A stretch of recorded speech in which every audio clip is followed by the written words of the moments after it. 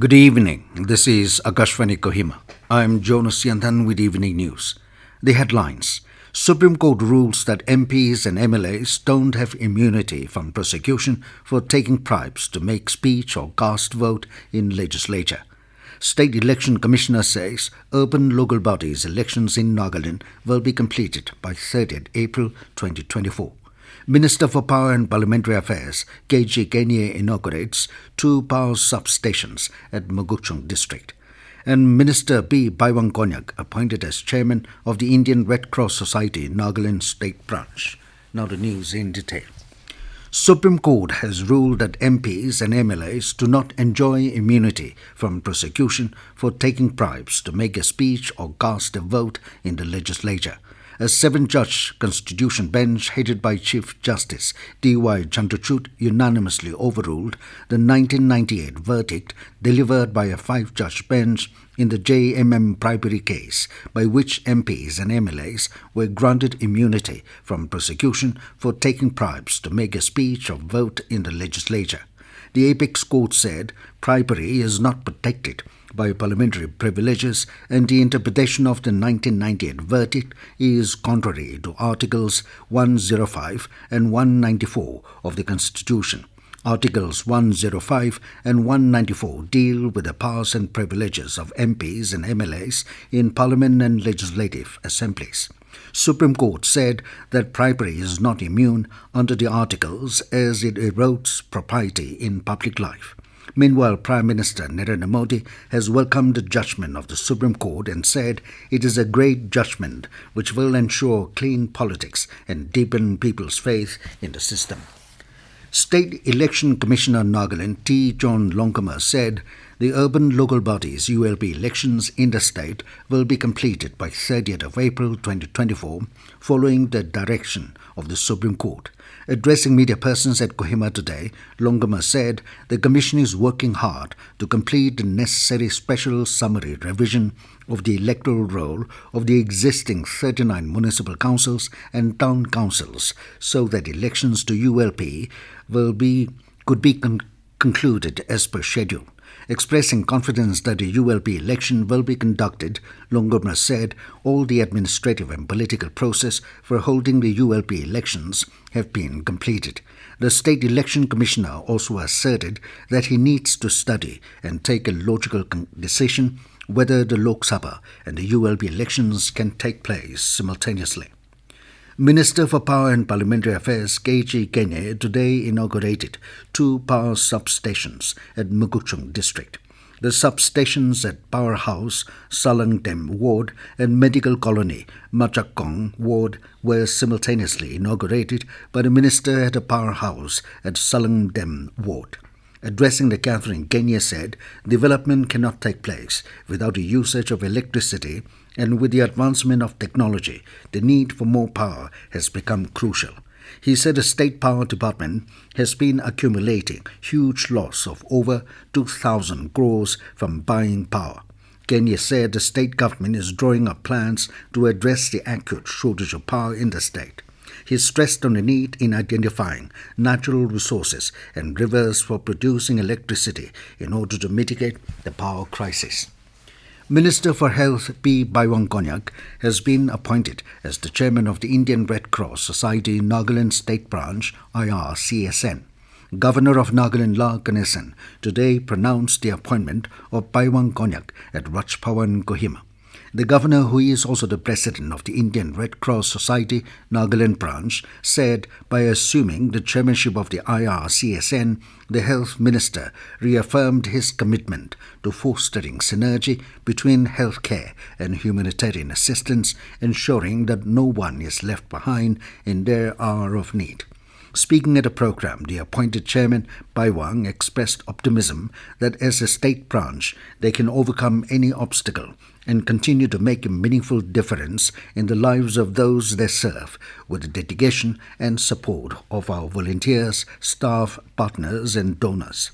He also noted that it is crucial for organizations like the Red Cross to stay prepared and updated with technology before any eventuality occurs for an effective response to emergencies and disasters.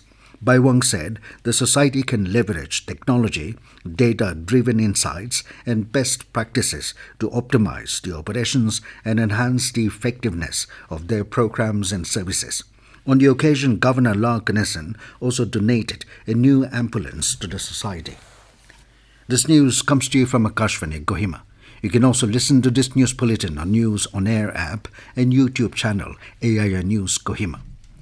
State Election Commissioner of Nagaland, T. John Longama, today notified the special summary revision of the electoral roll for all the 39 municipal and town councils in Nagaland for deletion and inclusion of voters with a reference to 1st January 2025 as the qualifying date. The Commissioner said the draft publication of electoral roll will be issued on 8th March, while the period for lodging claims and objections is from 11 to 20th March. Disposal of claims and objections will be done from 21st to 27th March. Period for filing appeal to the respective appellate authority is from 20th March to 3rd April, and the disposal of claims and objections by the appellate authority is 4th to 6th April. The preparation of list of amendment after the decision of the appellate authority is scheduled on 8 to 10 April. The final publication of electoral roll is 12 April. As per the last revision of the electoral roll, as published on 24th November 2022, there are a total of 3,60,150 voters registered under the urban local bodies, with 418 wards and 693 polling stations.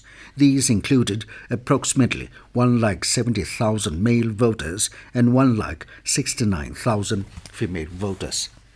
Commissioner of Police Dimapur, Tuto Sope, said the newly conceptualized display card system for auto rickshaw drivers and owners, initiated by the Dimapur Traffic Police, is aimed at enhancing road safety and regulation.